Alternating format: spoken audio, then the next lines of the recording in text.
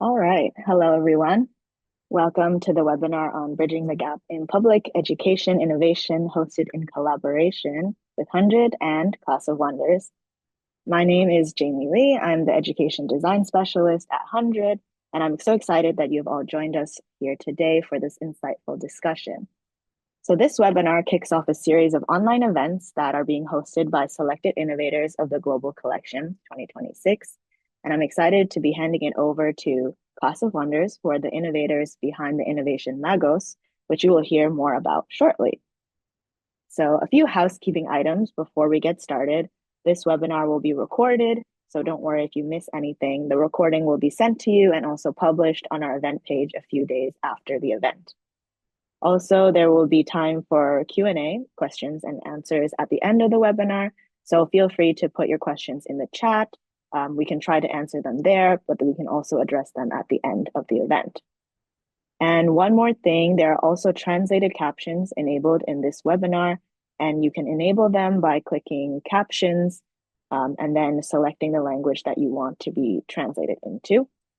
Some of the speakers here today will be speaking in Portuguese, or in Spanish. So you can enable translated captions for that portion of this webinar. And also, if you would want to translate it to another language, you can also do that. So without further ado, I would like to introduce Antonio Castello from Class of Wonders, who will be facilitating today's webinar. Welcome, Antonio. Hi, Jamie. Thank you. Thank you very much for the introduction. Thank you to you and to 100 for this opportunity to talk about Magos and to launch this discussion, which will be, I hope, very interesting. With the panel that we have and the presentation that we have prepared, I'm sure it will be. Thank you, everyone that was attending. I hope that we can have a very unique and interesting conversation.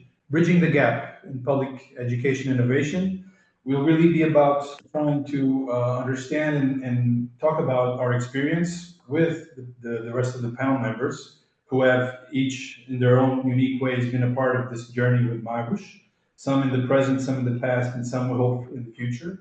And to talk to us a little bit about that, I will ask Francisco Miranda, who is the founder of Class of Wonders, which is the company behind the innovation Magos, to talk to us a little bit about how Magos was born, truly in partnership with many different actors working in education and public policy in Portugal and now in Spain and other countries as well.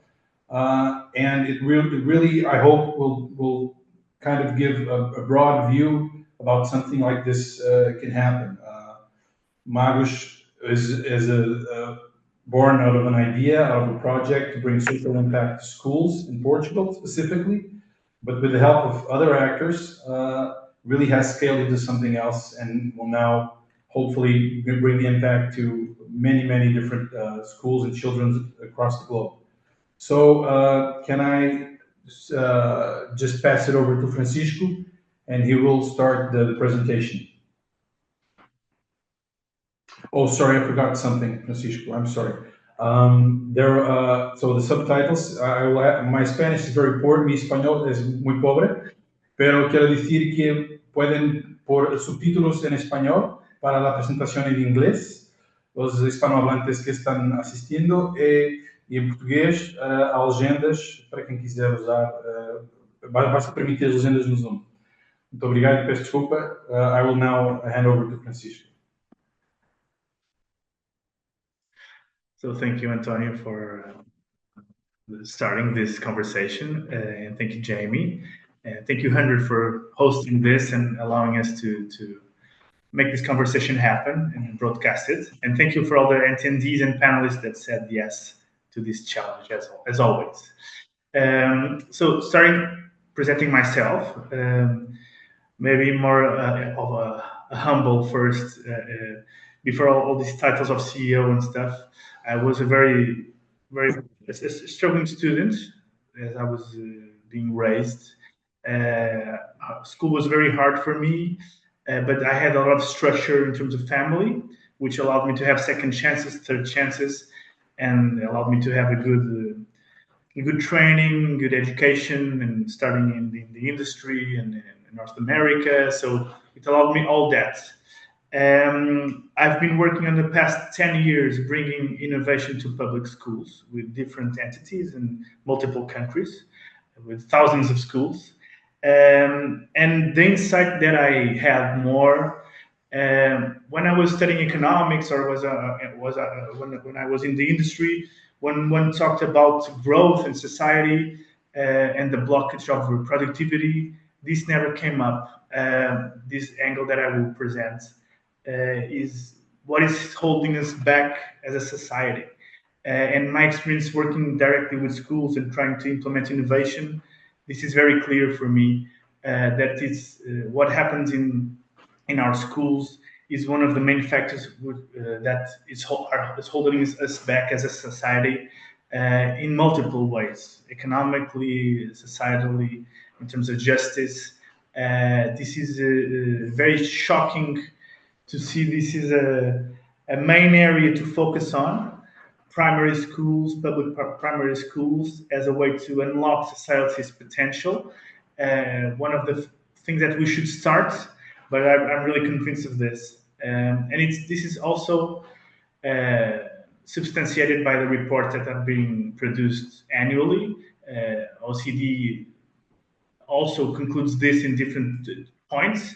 The first one in 2025 that it's a consensual one, that social mobility starts in education. This is something that our society, we know this as a society. It's not controversial, even though we're not doing everything we can to act upon it.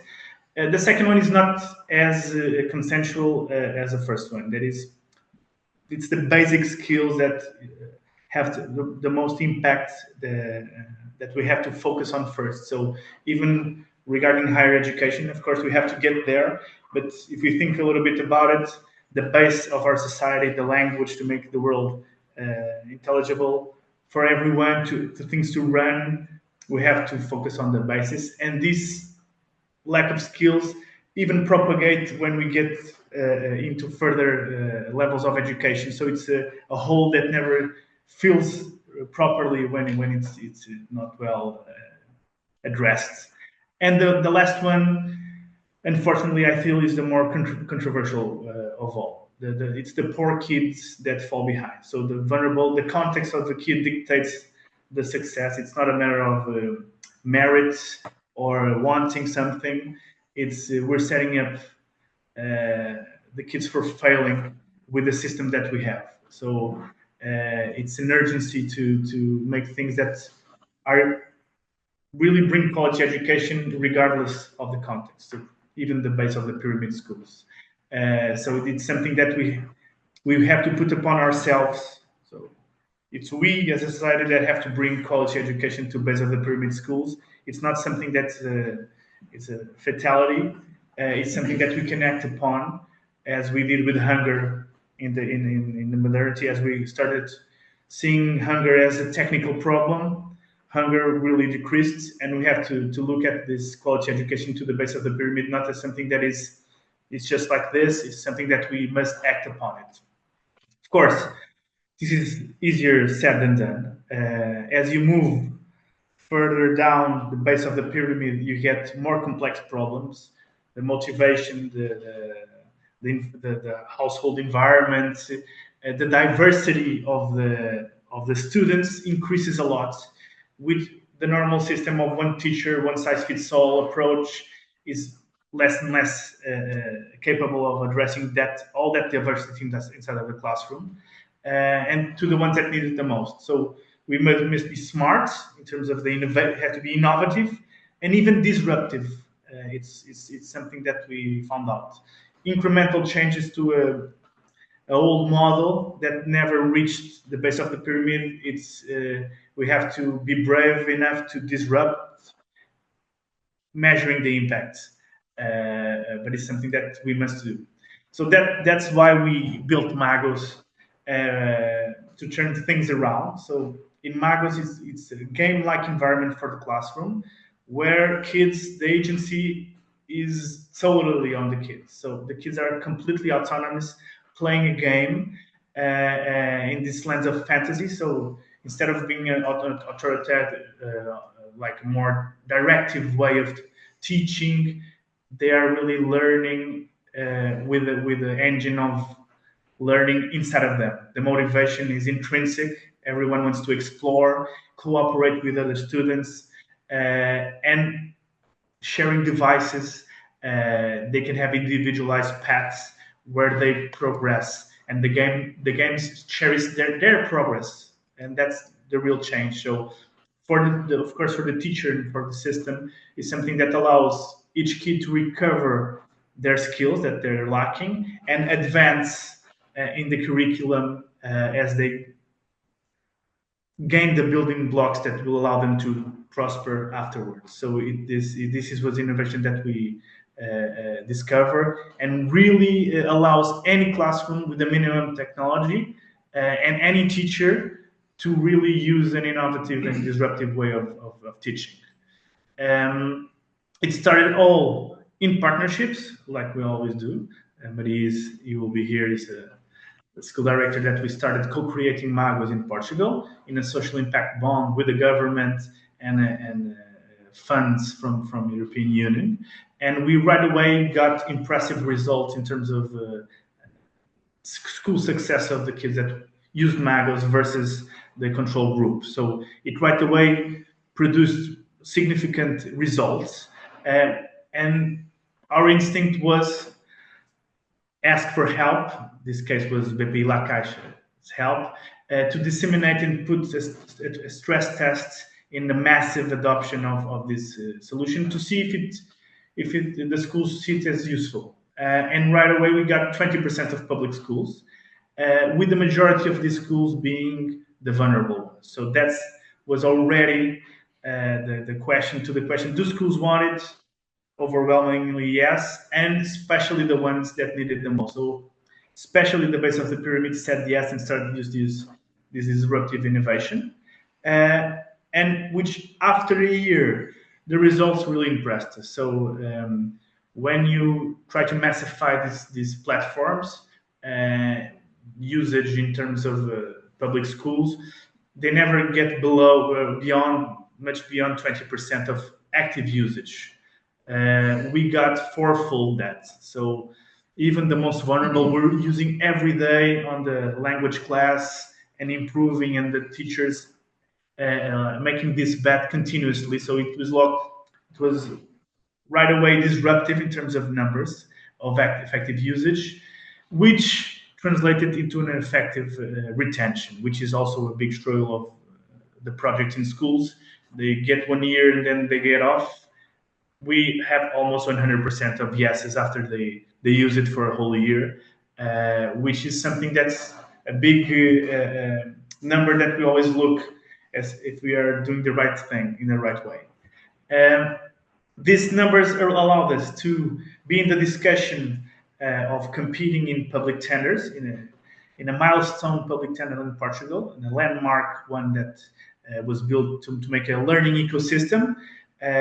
We, with C.E.I.P and NTT Data, made a consortium competing, and oddly enough, we won.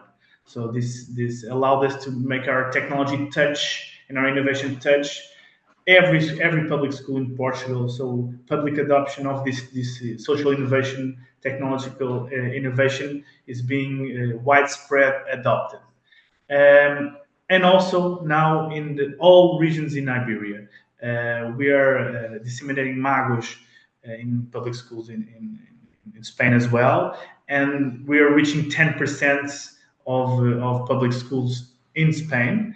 Even Ceuta has a school with Magos, so it's completely context-proof, and it's useful regardless of the language it's teaching, being Catalan or Spanish or Portuguese.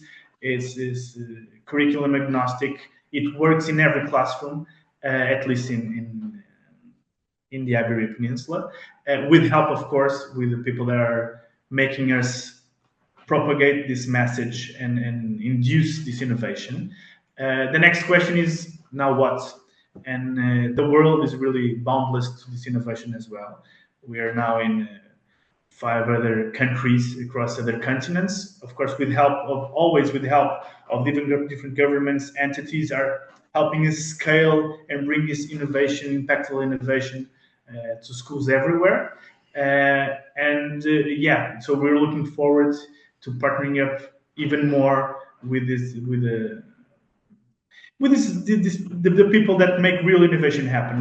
We feel that Class of Wonders and Magos, we are facilitators of the ones that are making impact happen, which are the teachers, the school directors, the government, the philanthropy. Those are the ones that every day are with the problem, and we are the ones that are producing solutions in their activities. So I would love to hear the experiences from a lot of people that are helping us do this. Will be on the panel, and I will be joining the discussion as well. So from me, that's all. Thank you, and I will pass to Antonio.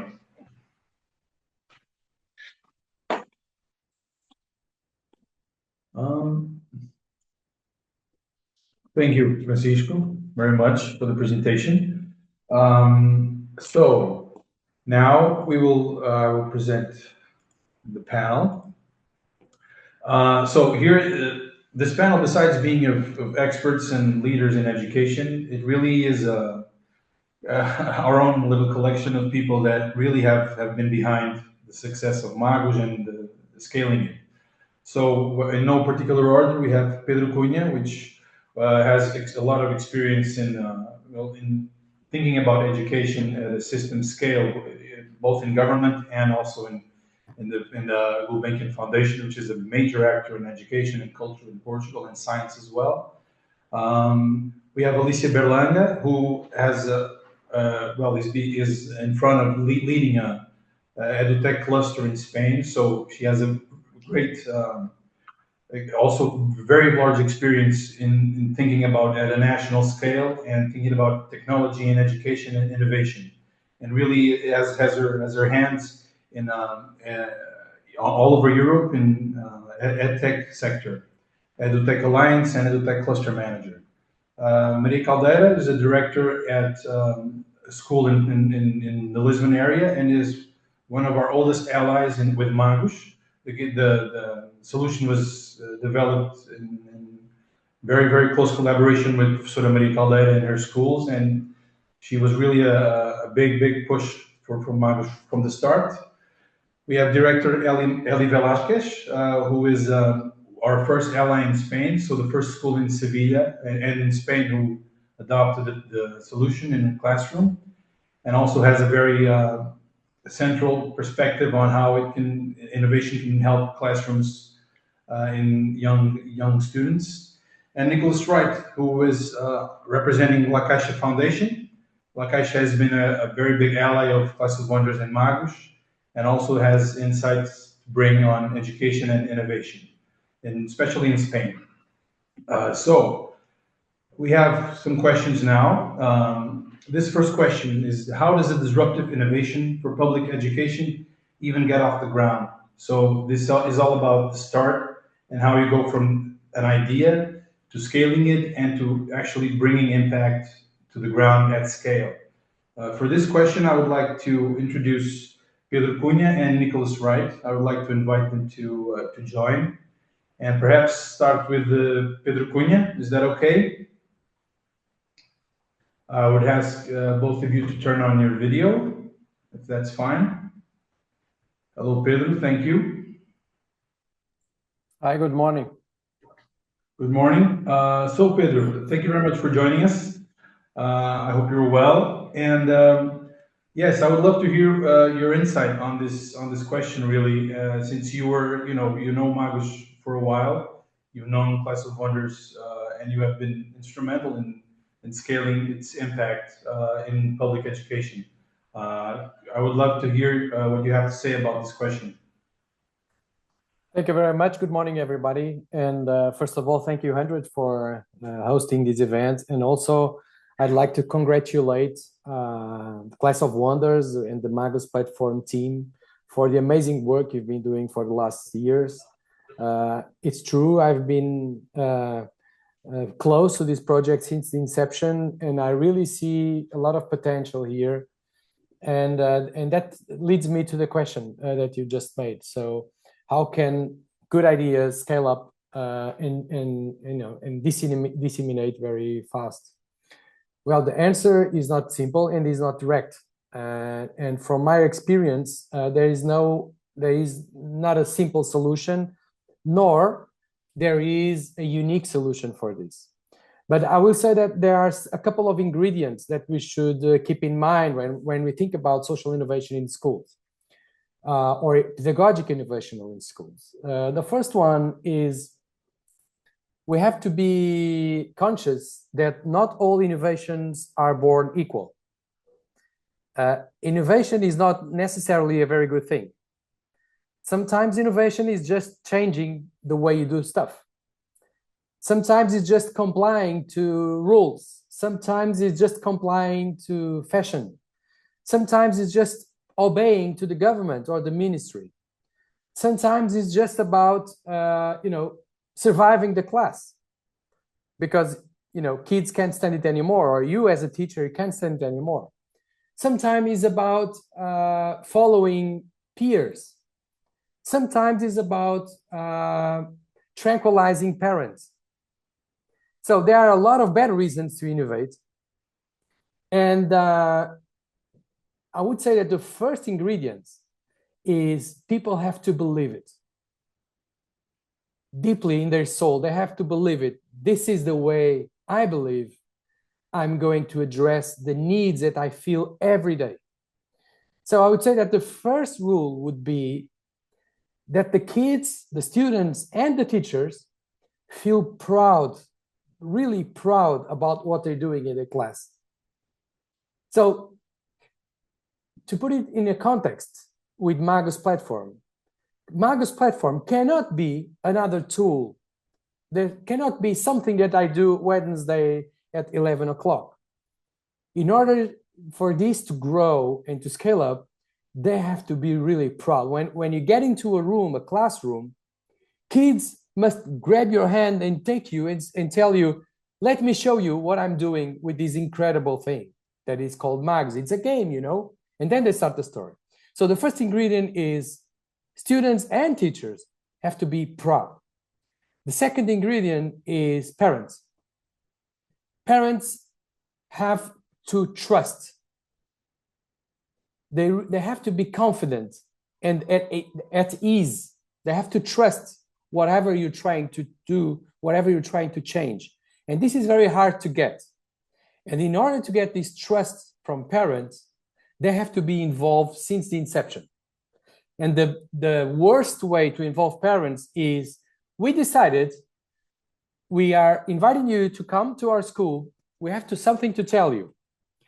And what we want to tell you that we decided we're going to use this particular method because we believe this is better for your kids. This is not the right way to do it. And we have at least 200 teachers attending this conference. So you know better than me what's the best way to involve parents since the beginning. And usually involving parents since the beginning is start to reflect with them what is the need that we're trying to address. We never start with the technology or the rule that is coming from the ministry. We start with the need. And the need is, in this particular case of Magos, is to involve kids in meaningful learning, which is very hard to get. The third rule would be school leaders. So if students and teachers have to be proud, if parents have to trust, school leaders have to prioritize. School leaders live a very difficult life, at least in Portugal. Really, really, really tough life. Really tough life. My respect to all school leaders in this country. Because, they are, at the same time, they are addressing pedagogics, and at the same time, they're addressing administrative burden. It is not easy to do both at the same time. So in all the million tasks they have to do, they have to feel that this is really important to them. And then they have to prioritize these in terms of school-wide policies. It's very important that this is not something that we're doing in class A with teacher Z. It's never going to work. It has to be a school-wide policy. It takes time to get there. The fourth one is local and national authorities. I've been there, and I've seen a lot of educational innovations coming up.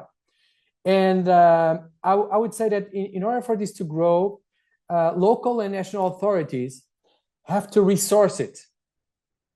And the best way to resource it is to come up with solutions that don't need extra resources, that can live with the resources that are already existing, or that can be adapted, transformed. And finally, researchers. We can never forget researchers. I noticed that Francisco mentioned that they did a quasi-experimental study with a control group. This is of critical importance. As a decision maker, I didn't even look at projects or initiatives that didn't have a very strong validation, scientific validation. It's losing our time. We don't have a lot of time. So it's better to put your energy and your resources in something that you know it has been tested and validated with high standards, high scientific standards. And I will stay here for a while. Thank you very much, Pedro, for your insight. Yes, you have been here with Magus from the start, and you certainly helped scale it. Thank you very much for your insight. I would now pass to Nicholas with the same question. I would love to hear your perspective as well. Thank you. Sure. Thank you, Antonio, and thank you for the opportunity to be here. And I think building off of what Pedro mentioned, I think from the Salacaixa also feels this pride that Pedro was speaking about in relation to teachers and schools and other stakeholders like families. The opportunity to form part of an innovation like this does generate pride for all of those involved. And obviously, I want to congratulate Marmolejo on this continual growth and these new challenges at the international scale in Spain and beyond. It'll be hard to add to Pedro's answer because I think it was really comprehensive and included really all of those stakeholders that we want to keep in mind as we're developing innovation in public education. I think if anything, I can add a couple of ideas in relation to some of the stakeholders, specifically within the Spanish context. I think, as Pedro mentioned, teachers are our primary allies when it comes to innovation. They are the people at the ground level that need innovation. As Pedro mentioned, they need real innovation that's sustainable, that truly helps and isn't just a short-term quasi solution to a problem they're experiencing. And I think with teachers now, and this came up in Francisco's presentation earlier, we're seeing some clear problems that teachers experience on a day-to-day basis when it comes to adapting their educational planning and their experiences in the classroom to a very diverse set of students at the classroom level, an increasingly diverse group of students, and the challenges that brings in terms of designing or real results in the classroom. And so I think solutions like Manuel obviously come in that space where they're offering teachers adaptive solutions to this experience where they don't feel like they're able to correctly attend to each student's needs within the classroom space. So I think working with teachers, and this is, Magos is a fantastic example of this type of co-creation and reiteration together with teachers, starting with Agrupamento de Escolas in Lisbon and moving from there where you're testing together with teachers and really including them as stakeholders in the design process. So I think that's, really great practice for education innovation and something to be applied in a lot of cases. I think looking at families as well, families are also this important stakeholder, like Pedro mentioned, where families are also going to be really helpful in helping an innovation to gain traction in the public sector. If we look at the reality of politics, the families are a large voting group for politicians and a really important stakeholder in terms of garnering support at the political level for innovations. When it comes to that political level in Spain, we know we have a somewhat fragmented education system at the public level, whether it be the autonomous communities or you're even, getting down to the level of municipalities and things like that. I think looking at innovation and how it scales, when it comes to governments, what we look at in Education a lot of the time is can we find early adopters, right? Not every autonomous community is going to be ready all at the same time to work with you and to help to scale an innovation. But one or two might be. And we know at the political scale that a lot of the time that's how interest is generated among others that were reticent at the beginning, but see that perhaps a neighboring region is partaking in innovation and it's working for them, right? And that's a great way for them to then jump on board and for things to continue to scale.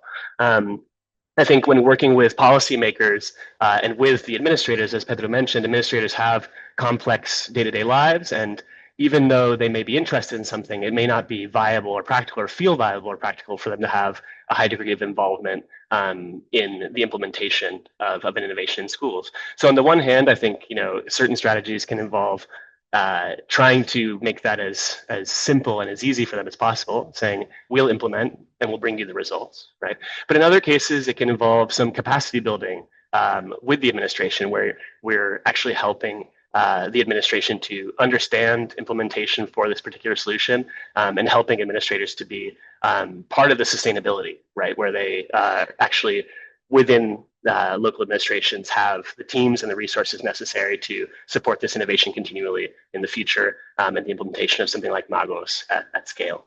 And I think in the Spanish context, if I could add one other stakeholder that I think is valuable to keep in mind, our teacher unions are also, if they can be an ally, a really valuable ally. And I think working with teacher unions from the outset, having them be aware of an innovation, aware that that innovation actually relieves pressure on teachers, which, as I mentioned earlier, I think we also visited some OECD reports. The recent TALIS surveys, demonstrated that in Spain and also in Portugal, our teachers are under a significant level of day-to-day stress, right? And unions are definitely preoccupied with relieving that stress. And so apart from demonstrating academic results, if we can show to unions as well that teachers are happier in their profession when working with a particular innovation, unions can be a really good ally as well for helping to create, sometimes strategic political pressure around the adoption of an innovation. And I would also reiterate what Pedro said about the importance of experimental studies, of randomly controlled trials, or potentially quasi-experimental studies that really demonstrate, as Pedro mentioned, that an innovation is scientifically valid and not just a change, but rather something that actually catalyzes real learning and changes experiences. And combining that together with more qualitative approaches, right? Ideally, our epistemology is a combined one, right? That teachers and students love it and their experience is positive, but also that the learning results are demonstratable via scientific design and experiments. So I think that's all I'd like to add today, and thank you so much for the opportunity. Thank you, Nicholas, very much. I think you touched on the key elements, which are teachers, obviously students, obviously scientific validation, and those are, I think, the fundamental processes that need to be involved when scaling an idea, an innovation that will touch a cornerstone of society, which is the classroom. And thank you very much, both of you, for your insight. You're in a unique position to do so, and thank you for joining the conversation. There will be an open question further down if you want to join, and then the Q&A, of course, I hope will be available for that as well. Thank you very much. We'll move on to the next question. I will ask you to, yes, thank you very much. That's great. So this question, do public school directors and teachers want new solutions? And is there room for experimentations? And of course, for this, I would like to ask Professora Maria Caldeira and Professora Velásquez, who can bring a unique perspective because of their role as school managers and education leaders. Professora Eli is de la C.E.I.P, Centro Educativo de Sevilla, de Maestro Manuel Gómez. And Professora Maria Caldeira is from the Agrupamento Escolas de Lumiar. Perdona, Eli, mi español es muy pobre, pero pienso que conoces la pregunta. Te voy a pedir para empezar, gracias, si puedes contestar primero. Muchas gracias, Eli. Bueno, pues ante todo, buenos días y perdonar también porque mi inglés es muy pobre, entonces espero que con la ayuda de los subtítulos pues os pueda transmitir lo que nos estáis preguntando y lo que en este encuentro pues tan importante y tan interesante me está pareciendo, ¿no? Yo sí que desde el lugar que llevo ocupando unos años, ¿no? Como directora de un colegio público en Sevilla, yo sí que estoy descubriendo que hay un lugar muy claro para la innovación educativa. Creo que esa innovación pues viene un poquito de la mano de la realidad que nos estamos encontrando en nuestro alumnado concreto, ¿no? Nos encontramos con unos alumnos que, si nos remontamos al método educativo de hace unos años atrás, pues era un método mucho más pasivo por parte del alumnado, mucho más direccionado por un docente. Y es verdad que en la actualidad nuestros alumnos, o por lo menos los nuestros concretos de nuestro centro, ¿no? Y que un poquito se puede ver por aquí, por Sevilla, por Andalucía, incluso por España, tienen un ansia de conocer, un ansia de participar, necesitan un aprendizaje mucho más activo. Y nosotros estamos descubriendo, porque ya llevamos 3 años trabajando con magos, que es una herramienta perfecta para que ese papel activo forme parte de todo el alumnado de nuestro centro, ¿no? Entonces, pues sí que creo que hay un lugar súper especial para la innovación dentro de los colegios públicos. También es cierto que creo que esa innovación viene muchas veces también coaccionada, tenemos elementos que nos coaccionan para que sea una innovación real, ¿no?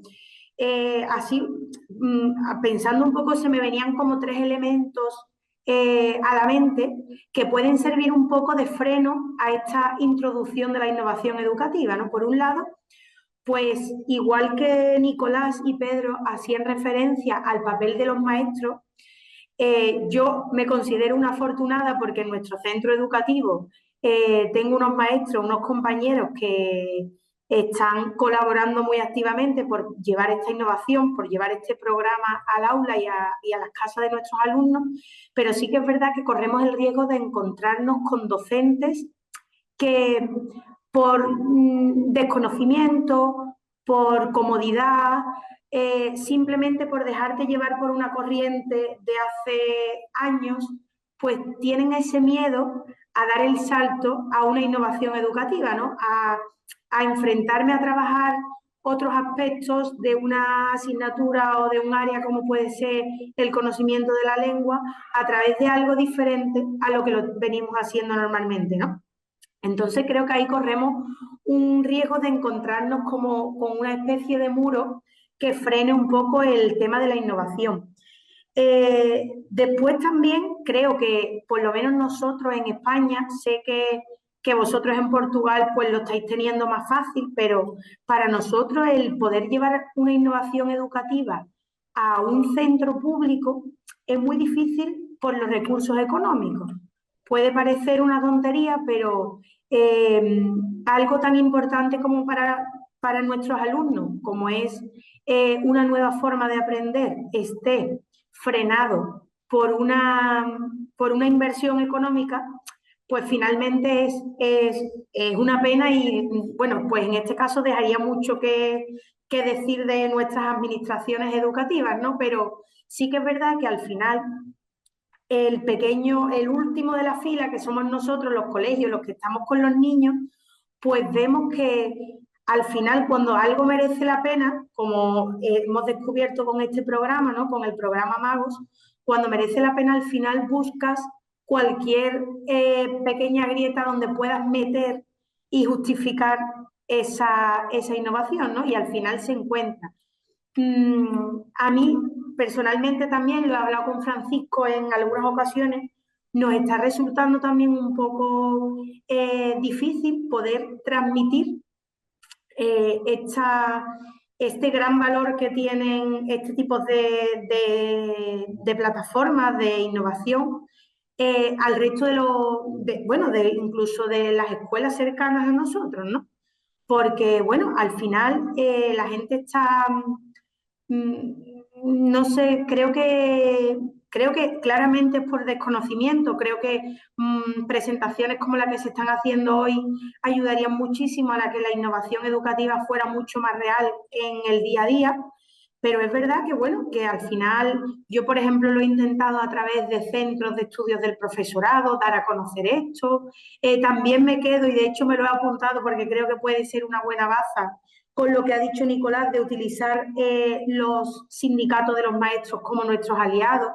Y entonces, y de esa manera, pues poder llegar al final a meternos en cada uno de los pequeños colegios que tenemos a nuestro alrededor que tanta falta le hacen la innovación educativa, ya no solo por la mejora de los resultados académicos, que los demostramos, sino también por la mejora de la motivación académica de nuestro alumnado, que creo que es uno de los grandes problemas que nos estamos encontrando también en la sociedad de hoy día. Y bueno, creo que más o menos con esto, pues creo que daríamos respuesta a que sí, que por supuesto hay espacio para la innovación en la escuela pública. Sí, sí. Eli, muchas gracias por tu contesto. Perdón. Voy a pasar a profesora. I will now hand over to Professor Maria Caldeira. Thank you. I'm sorry. Good morning, buenos dias, bom dia. Antes de mais, agradecer o convite à Class of Wonders por estar aqui neste evento, Year 100. É sempre um prazer e um privilégio falar desta ferramenta que nasceu um pouco também numa das minhas escolas do primeiro ciclo, portanto, uma escola do ensino primário.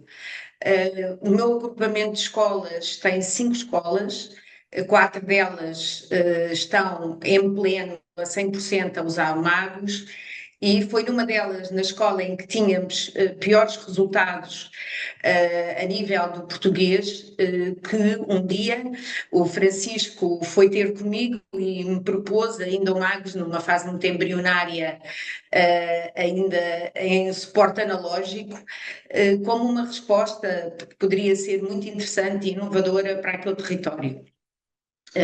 Portanto, isto é um processo de alguns anos. Eu sinto-me também um bocadinho, entre aspas, mãe deste projeto, que me enche de orgulho, e é um prazer vê-lo expandir-se, não só em Portugal, mas em outros países da Europa. Também tive a oportunidade, da Europa e do mundo, tive o prazer de acompanhar o Francisco à Espanha na primeira apresentação que fizemos na região de Múrcia, com que trabalhávamos eu e um outro grupo de professores em vários projetos internacionais, e que tínhamos esta porta de entrada e de apresentação e de validação do projeto em Espanha. E também hoje é algo que me deixa muito satisfeita ver que em Sevilha, que era um bocadinho a minha segunda casa, porque eu de miúda ia sempre para Sevilha passar férias, portanto, ver que isto está a crescer desta forma é algo que me deixa verdadeiramente feliz por poder ter ajudado de alguma forma a criar esta resposta. Relativamente à pergunta que me fazem se as escolas públicas, os professores, os diretores querem novas soluções, sim, claro que sim, que queremos, mas também, como a minha colega de Sevilha, a Eli, estava também a referir, acabamos por ter sempre este pequeno constrangimento financeiro de como é que conseguimos trazer esta inovação para as escolas, sem meios. O meu agrupamento de escolas está implementado num território educativo de intervenção prioritária, portanto o tecido social é um tecido pobre, se bem que nos últimos 20 anos já houve aqui uma grande evolução, no sentido em que muitos dos alunos e os pais dos alunos que não tinham quase qualquer tipo de escolaridade, agora pelo menos a escolaridade obrigatória vão conseguindo adquirir. É também um território, nomeadamente a Escola Pintora Maluda, onde surgiu o projeto do Magos, onde começámos a testar esta ferramenta. É um território onde há muitos alunos de etnia cigana, e que são alunos que, além do problema do absentismo e da pouca valorização do conhecimento e da escola, tem aqui uma falta de ritmo e de interesse. Portanto, nós com esta ferramenta conseguimos que esta escola, que tinha os piores resultados a português, hoje no agrupamento é a escola que tem melhores resultados a português. E também, pela primeira vez, o ano passado, nós temos avaliação externa, que é uma avaliação nacional, portanto, são aplicados os mesmos testes a todos os alunos. Conseguimos, pela primeira vez no 4º ano, ficar acima da média nacional. Isto é qualquer coisa extraordinária neste território, porque os alunos, só para vos dar um exemplo, aqueles que eram muito absentistas, quando começámos a implementar o Mago já na versão digital, eles vinham à escola no dia em que sabiam que podiam jogar o Magos. E então começámos a usar um bocadinho, não de uma forma muito pedagógica, sei lá, uma pequena chantagem, que se eles não viessem nos outros dias, então não os podíamos deixar participar no Magos. E foi uma boa forma de resolver aqui um problema de absentismo. E também o trabalhar entre pares também tem esta grande vantagem, ser uma ferramenta absolutamente inclusiva. Como é jogado em par, um aluno só evolui se o outro também, o seu parceiro, também for evoluindo. Também não é segregadora, porque nós, quando distribuímos os alunos, quando se fazem os pares, ou quando se organizam os alunos no sentido de criar um par, pode ser um aluno já com um estadio de desenvolvimento e de aquisição de conhecimentos mais avançado, com um aluno que praticamente quase não sabe ler nem escrever. E o muito interessante desta ferramenta também é que os alunos não se apercebem desta diferença. Eles, quando jogam os dois, jogam-se ao mesmo nível. E também é qualquer coisa que é muito transformador, porque um aluno que sabe que normalmente tem piores resultados, que tem outro tipo de trabalho, muitas vezes na sala com o professor, pode estar de igual com aquele que é considerado, ou que pode ser considerado o melhor aluno naquela área. Como as perguntas se adaptam ao nível individual cada um dos alunos, isto faz toda a diferença. Portanto, além de trabalhar a inclusão, a literacia, as competências da língua, trabalha também a equidade. Esta é uma ferramenta que trabalha também esta integração e a autoestima académica de cada um dos alunos. Portanto, é uma experiência, volto a dizer, de que me orgulho muito. Sim, também temos que ser um pouco magos no sentido financeiro de arranjar soluções, porque efetivamente elas não são muito fáceis, mas também quero deixar aqui uma palavra a Francisco, que sempre se dirigiu à escola e sempre pensou este projeto, que era muito mais fácil chegar a colégios privados, os quais têm estes meios e que também procuram ferramentas, e principalmente ferramentas que já estão tão validadas cientificamente, que facilmente podem aceder.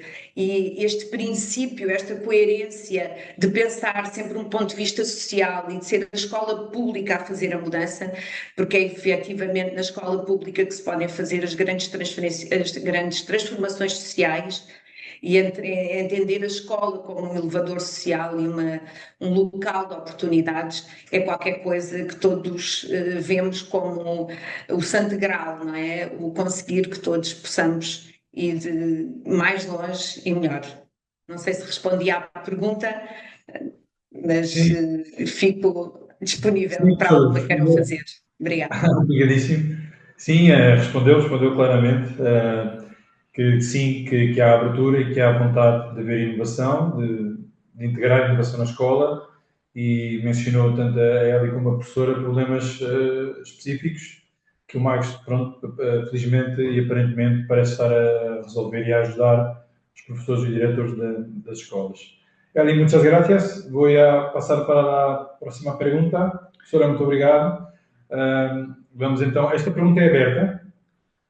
This question, the next question is open. I think, is it? Yeah, it's an open question. Any speaker who wants to join, Alicia, you haven't spoken yet. You're obviously going to be invited for the next question, but if you want to step in from your experience, not only as an EdTech cluster manager, but also your years experience in thinking about education at a national scale, system scale, and putting the pieces together with so many actors, different actors in education in Spain and abroad. Would you have anything that you would like to add to this question that you think that are pressing issues at the moment, specific issues, or just age-long issues? Thank you. Thank you for giving me the voice. For me, it's important what the colleagues mentioned. I mean, it's really necessary to talk about how to do this kind of synergies, how to do this kind of. We'll talk now about the public policies and how to address the public administration. But it's completely necessary on my behalf. I mean.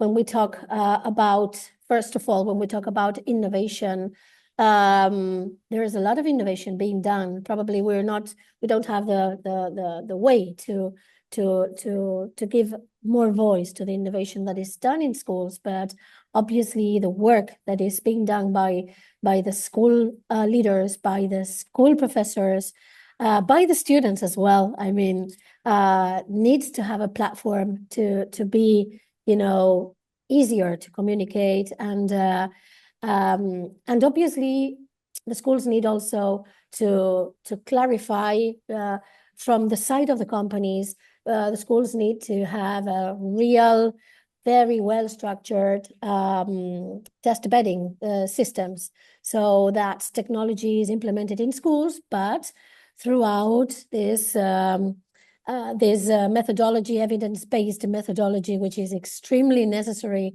in Southern European countries. Northern European countries have been working for the past years in that, and the results are being really, really interesting in order to give more trust to technology in education. So one of the main things that we should focus in the next years is trying to provide the schools with these test bedding systems in order to clearly give some layers of trust for the public administration, for the families, and for the schools, obviously.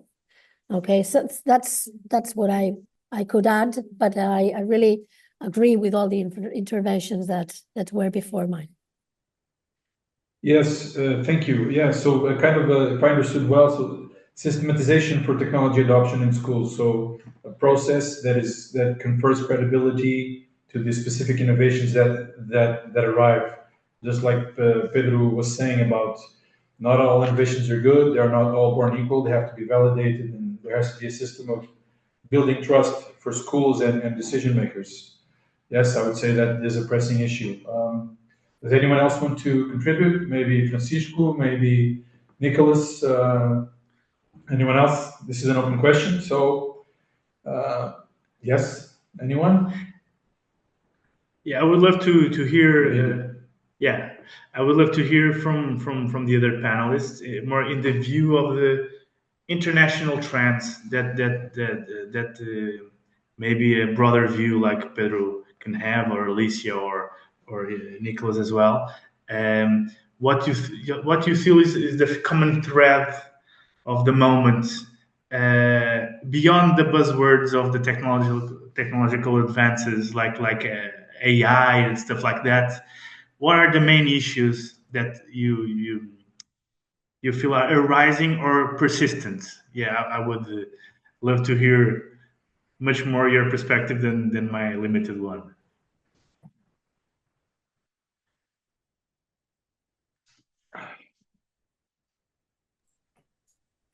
May I? Yeah, please. Yes, please. Thank you. Well, first of all, thank you very much to all panelists. I really subscribe what has been said so far. I identify 5 major trends, at least 5 major trends about what not to do. This might be helpful for people that are following this conversation, that are innovators or teachers, or or thinking about this ecosystem of pedagogy and how to innovate. We have to be humble, and it's always good to be humble, at least to try to be humble. And if you think about it, we have at least 150 years of pedagogical innovators around, as the previous panelists just mentioned. There's a lot of stuff happening, but only a small fraction of these innovations become systematic, become universal. And then you can ask, but is it what we want? Is just to make it universal? Or is that our main goal? Is to start small and grow big? Is it like a linear curve? Well, even the economists have realized that GDP is not always going up. It's not like that. And the same with innovation. I think there's room to think, to reflect on what is the main the main goal, the last goal of all this. And here I identify 5 main, let's say, capital sins, if I may, for social innovators in education. The first capital sin is that when these pedagogic innovations, they don't address an urgent need that is felt by teachers and students. This is very, very common. Because we went to a conference, we went to a webinar, we saw something, we looked at a platform, we saw a commercial, we read a book, we saw a movie. I remember when I was a student, or I remember when I was a teacher. It doesn't work like that. So I think the first capital sin is for edtech companies trying to solve problems that teachers and students are not feeling. This is very, very, very common. I've seen it a lot. And then, and I can give you examples. I'm not saying that these are not, problems. They exist, but we have to think that in schools, in a classroom, there are a lot of urgent matters. And innovation, I would say the most sustainable innovation grows when you meet the most urgent, pressing issue that the students and that the teacher are feeling in that moment. This is really critical. And this means that we as developers, or we as social innovators, or we as philanthropists, my case now, we have to be humble. We don't know what teachers and students are feeling today, now, in Croatia or in Spain or in Portugal. We don't know. The second that is linked to this, the second capital sin is I know better. And I've seen this a lot. There's a syndrome in edtech, and the syndrome is I know better. And I've seen a lot of discussions, and I've been in a lot of discussions where you hear, we have a school system that is outdated. We have a curriculum from the 19th century, teachers from the 20th century, and students from the 21st century. This is crap. Sorry, my English. And I don't like this approach, because this is disrespectful for teachers. Teachers know better.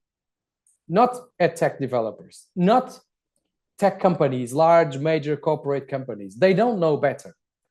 And if they insist on developing tools to be used by others, well, it may be good for business, but it's not going to be good for pedagogic transformation. In order to have pedagogic transformation, we don't know better. Teachers know, and they have to ask us which problems they want to address. And then developers have to develop.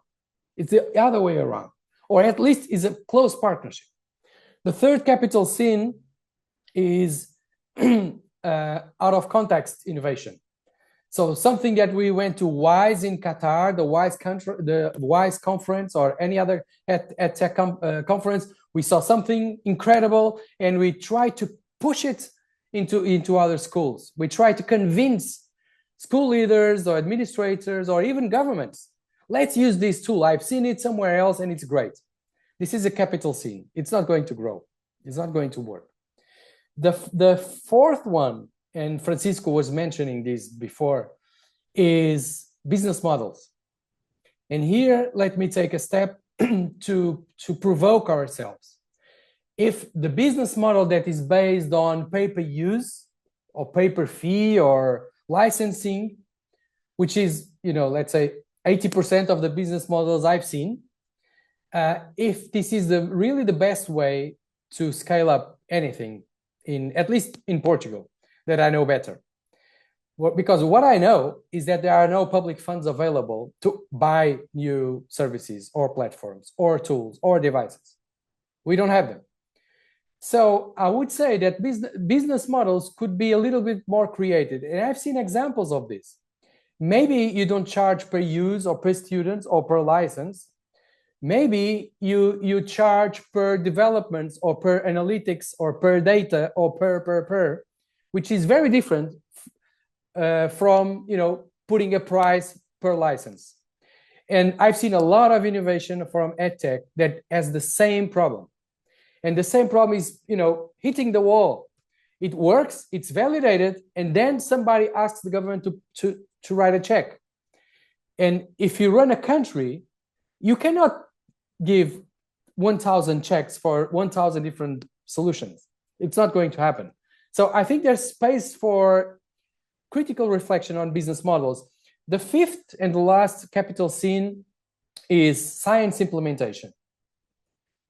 Most of the times, these solutions that are great are designed, and the designers are really, really much focused on solving a problem. Francisco, his story is about this. He wanted to solve a problem, and he designed a solution for that specific problem. And I would say that as developers and health tech developers, we have to think thoroughly since the inception, how is this going to roll out? Because that influences the way I design the solution. Sometimes we design perfect solutions that are impossible to roll out or are so expensive and so complicated that will never happen. So the science of implementation, the science of bringing this to scale has to be on the theory of change since the first day. I'll give you a clear example that Velásquez mentioned before. Why don't these solutions from the start think about how are our universities going to train the next generation of teachers on this technology or on this solution or on this pedagogic innovation? This is a practical example. We focus on the solution and we forget that we're surfing a wave in Nazareth, but there's another wave coming. And we have to look behind, otherwise we will be slammed by the wave. So this is my 5 capital sins for pedagogic innovation. What a master class, Pedro. As always, thank you. It's really good always to hear your insights. It's sharing. Your answer is very close to mine. The main issues are the ones of discovery, with the ones who deal with the problem every day, and that is always surprising, but then always useful. And you have to be, when you share with someone a goal, you have to let go of your idea and build together. And that's what we do from the beginning with Maria Caldeira and her teachers and Ali, and grow together and let go. So yeah, the issues, more of the common thread, are sometimes the old issues, but hearing first. So it has been very much my experience as well on this journey of helping educational systems. So thank you, Pedro. I don't know if... Yeah, there was one more question. Thank you. Yeah. Thank you, Pedro, very much for their very insightful participation. Thanks a lot. The last question is for Pedro and Alicia, which are the two that shared this previous one as well.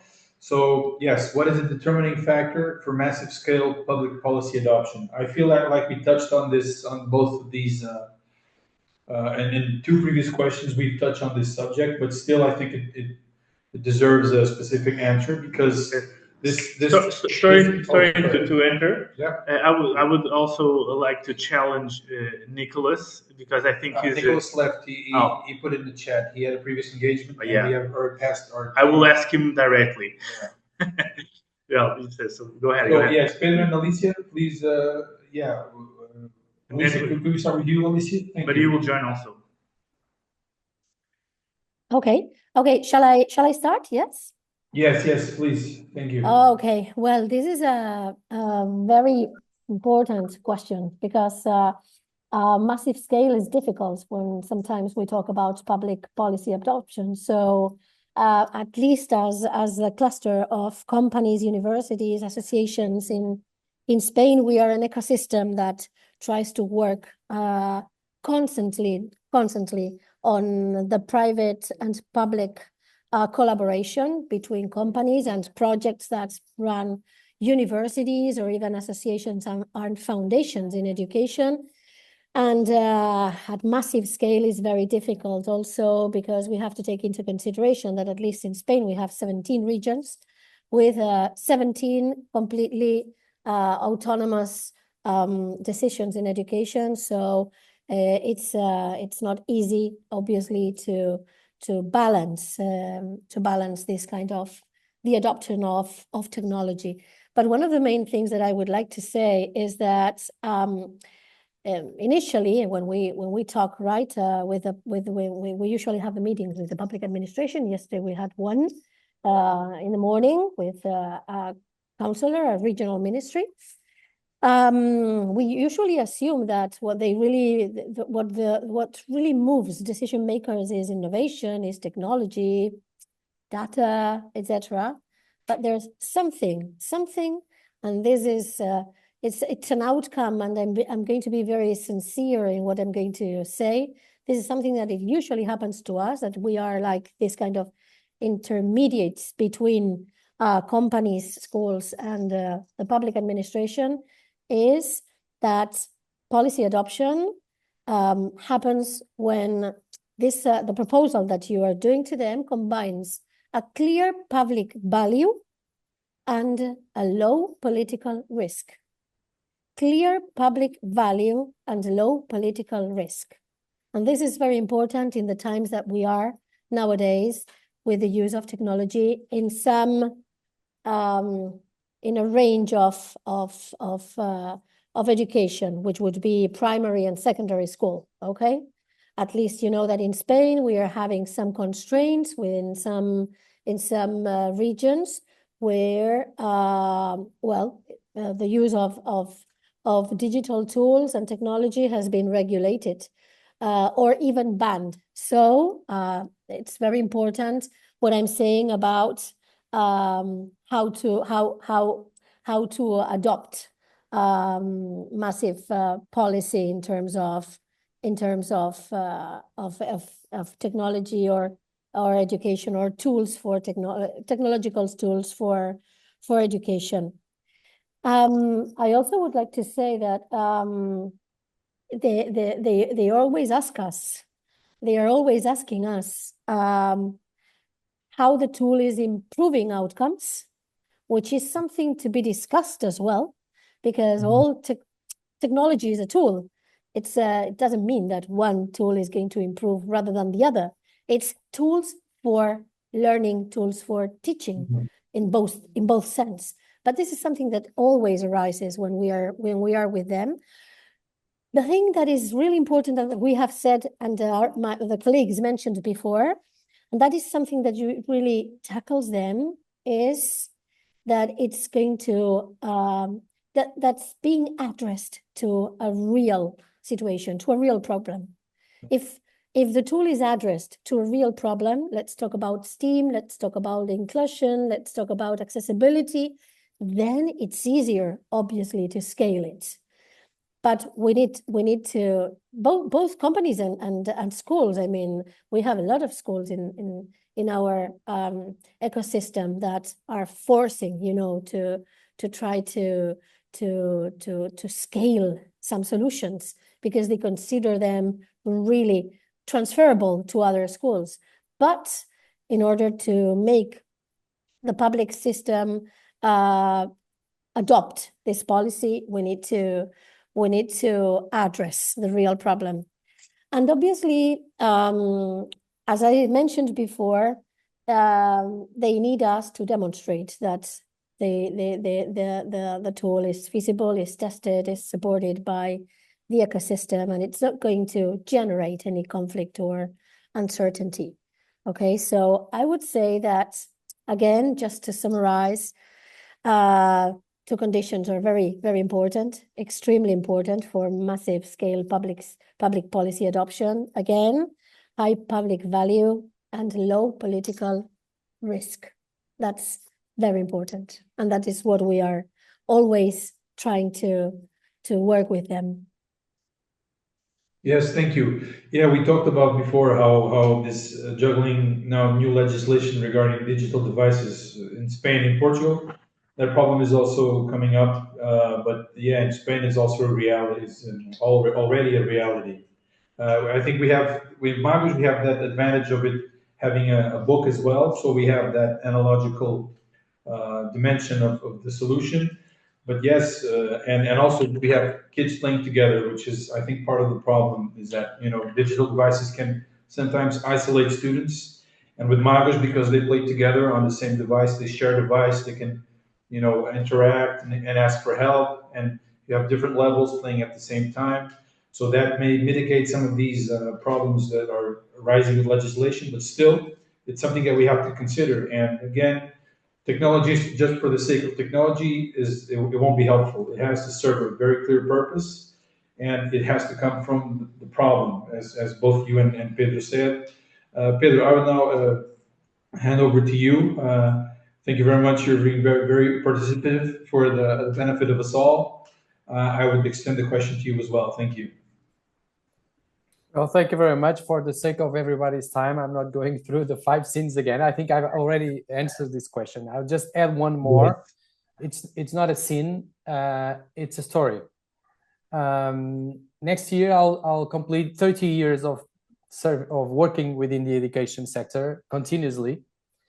And I can count with the fingers of one hand the number of examples of innovation that was born on civil society, companies or NGOs, that was scaled up nationally and internalized. I can count with one hand in 30 years.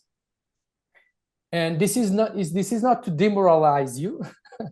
This is to extract as much as knowledge as I can.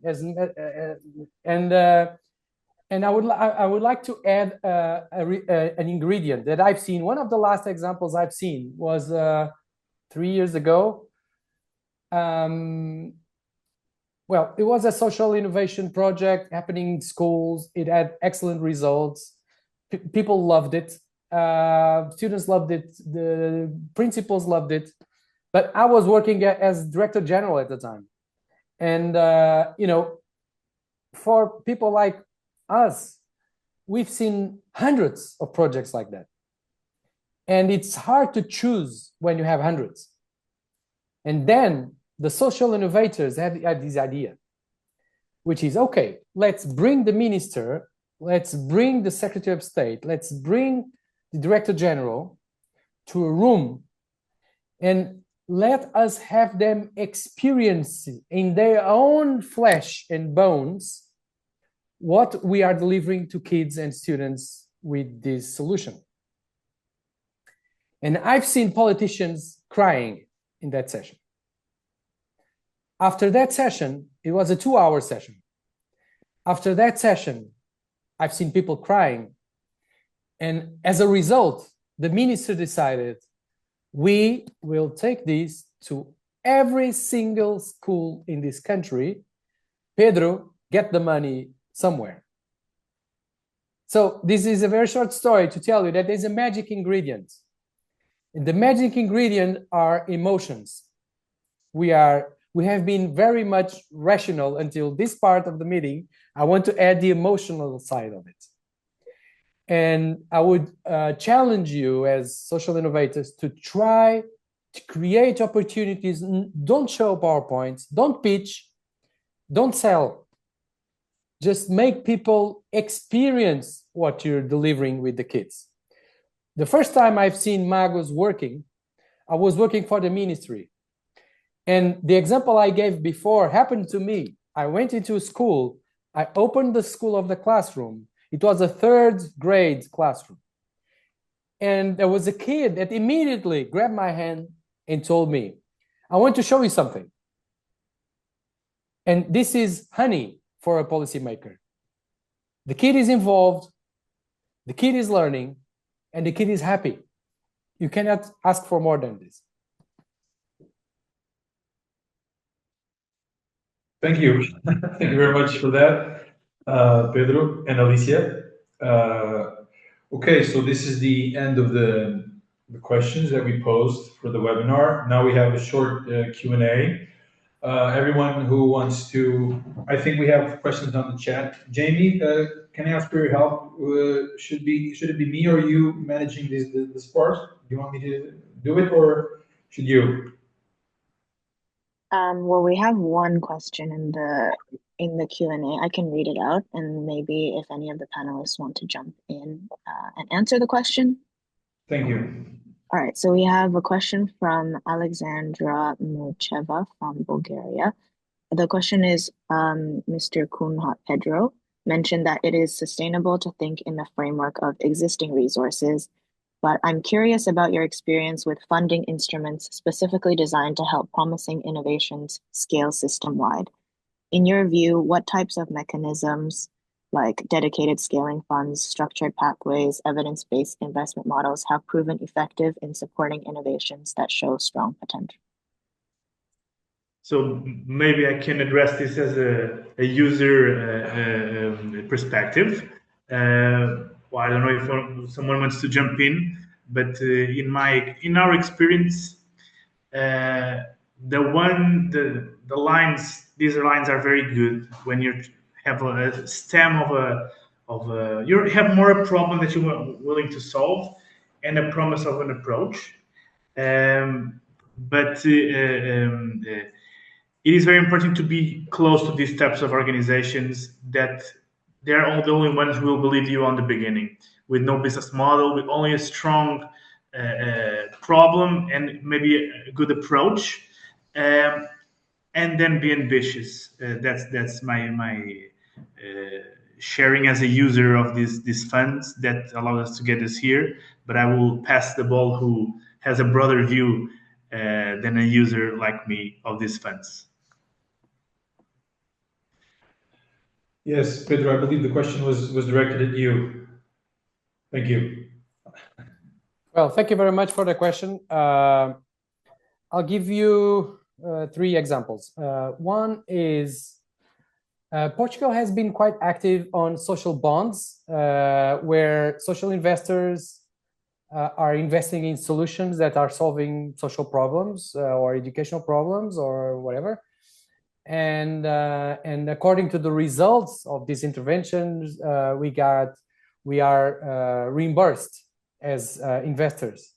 And the Portuguese ecosystem for social bonds is growing. The Gulbenkian Foundation has been very, very active since the beginning. I think we were at some point the largest investor in Europe on social bonds. But I have to be honest with you. I did a systematic review recently on all social innovation focusing on NEET, youngsters that are not either on education and training, which is a problem in Europe. We have around, I think the average rate in Europe is around 11% of our youngsters are not studying and are not working, and they should be. And if you go to youth unemployment, for instance, in Portugal, it's over 20%. It's horrible. So I did a systematic review on what happened in the last decades in terms of social innovation for needs in Portugal. And I discovered that, for instance, there was an investment of around 4 million euros in projects. 37 projects were funded. And out of the 37, only 3 survived. And the majority of these 37 projects met their goals. So they did include these youngsters in education or training. So they proved that they had good methodologies. But again, public policy didn't move an inch. Even when we know the solution. We've tried it, we funded it, but there was no internalization in public policy. This is horrible, because this is dealing with ambitions, but also this is dealing with expectations. Kids get expectations, local organizations get expectations, companies get expectations. But this is an example I can give. I'm not saying it's the best way, but it's something that we're being using. But we have to be more, I would say, demanding with ourselves when it comes to social bonds and social innovations. Another example I'd like to give to you is training. A lot of innovations, at least in education, are about the way you do stuff. It's not about doing new stuff. It's not about adding layers like an onion. This is one of the main reasons why, at least from my experience, if you go to a school and you use the word project, you lost your audience already. Teachers start fleeing from the room. They don't want to hear about projects. No more projects, please. I have to teach. So I think that from my experience, a lot of the solutions we're getting into are not about hardware solutions. It's not about buying stuff.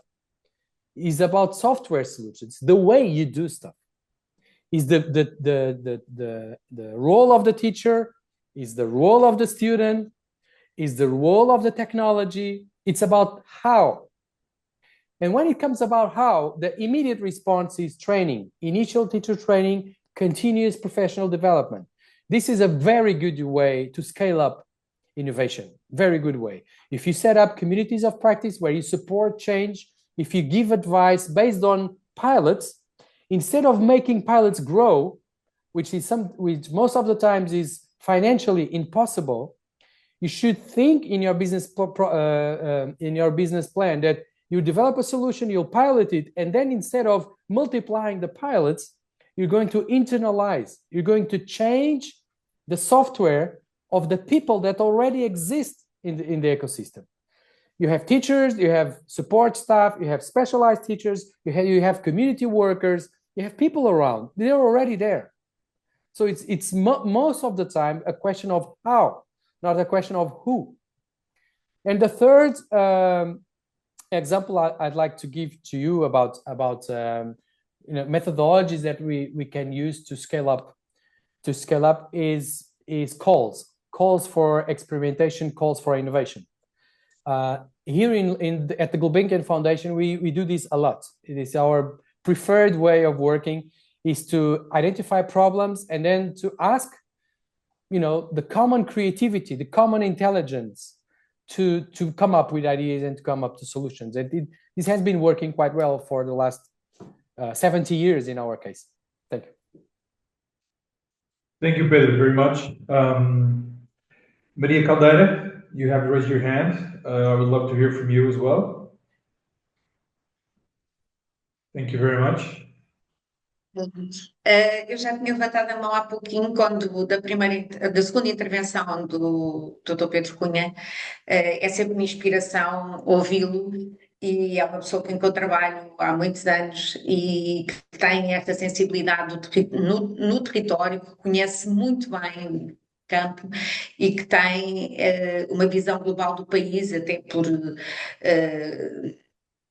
inerência dos cargos que já tem vindo a ocupar, e também a possibilidade de estar nesta fundação que, efetivamente, em Portugal, atrevo-me quase a dizer que é a fundação que faz a diferença, nomeadamente em termos do conhecimento e desta inovação e esta preocupação com a educação.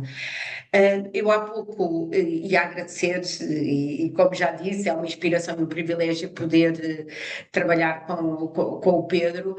E em relação a alguns pontos dos pecados que apontou há pouco, eu julgo que dos pecados menos capitais do Magos é que efetivamente foi uma ferramenta que foi co-criada com os professores, e talvez daí o sucesso da aplicação da ferramenta, com os professores e com os alunos.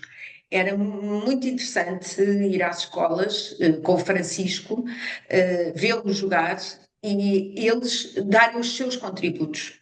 O que é que consideravam que no jogo era menos eficaz? Eu recordo-me perfeitamente de um exemplo de um menino que tinha muitos problemas de leitura e escrita, mas que identificou que num dos exemplos havia um armário que tinha 2 garrafas da mesma cor. E então ele não conseguia perceber a resposta que tinha que dar, porque efetivamente a pergunta, eu costumo sempre dizer, quando muitos falham, é sempre a pergunta que é mal feita ou a pessoa que também não soube explicar. E aqui efetivamente ele identificou um problema que nos tinha passado a todos.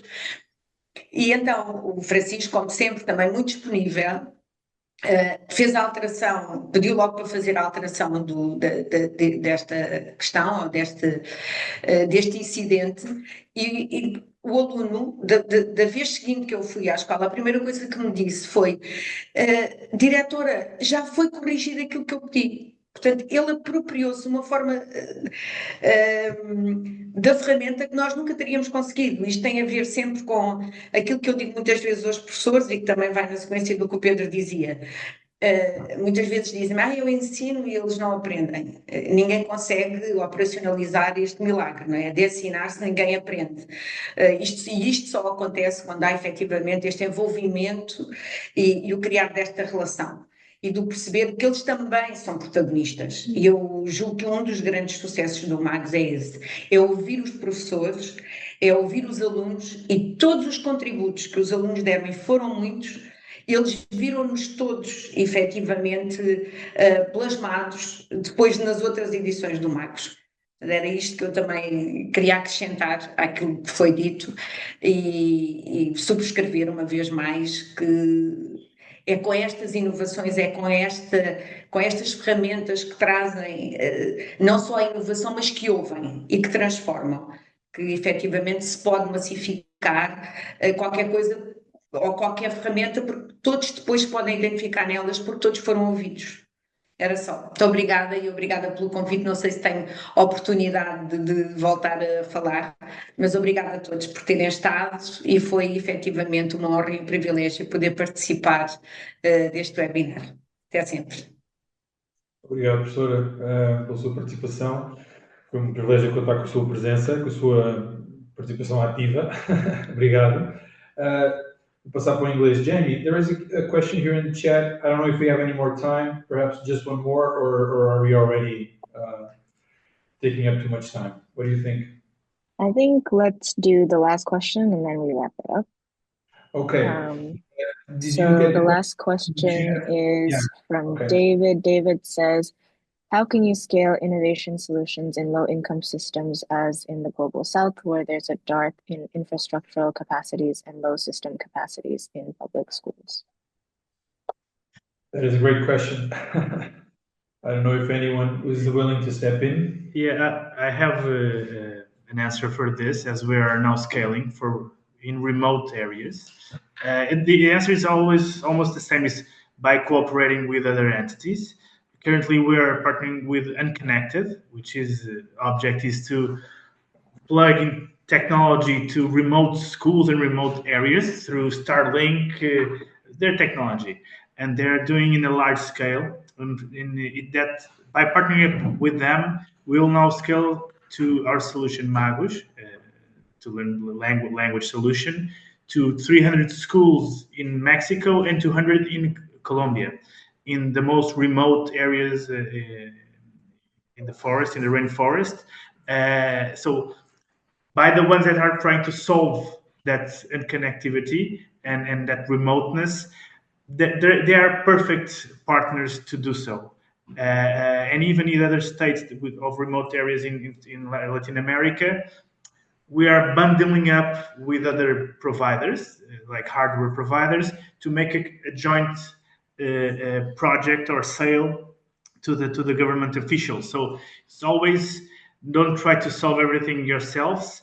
Try to tap into the ones that are solving that specific blockage, which is technology, even though most schools have the minimum technology to absorb Magos.